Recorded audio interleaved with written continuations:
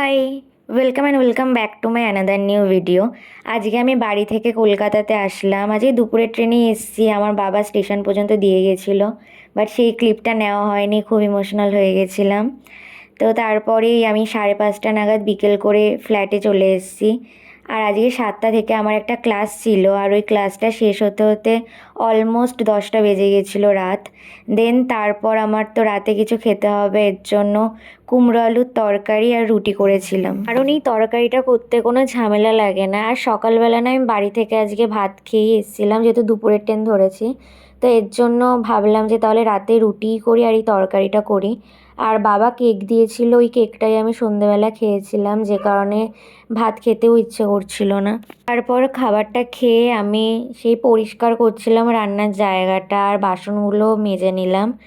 তারপরে একটু skin care করলাম। স্কিন কেয়ার সেরকম কিছুই না, মুখটা একটু ফেস ওয়াশ করে নিয়েছিলাম, যেহেতু আজকে এসেই না ঘরটা গোছাতে গোছাতে একটু টাইম লেগে গেছিলো 1 ঘন্টার মতো।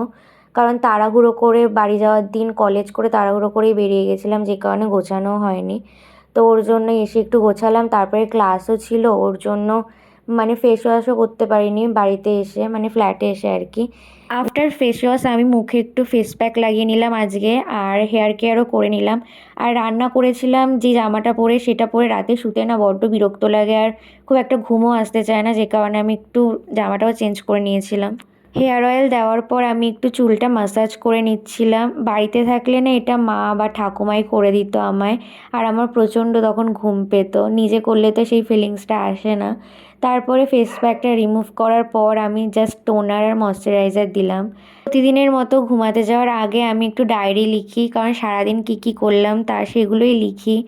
আর এটা না বহুদিনের একটা অভ্যাস। তো এই তো আজকের ভিডিওটা এইটুকুই। If you like my simple lifestyle, do subscribe to my channel. By.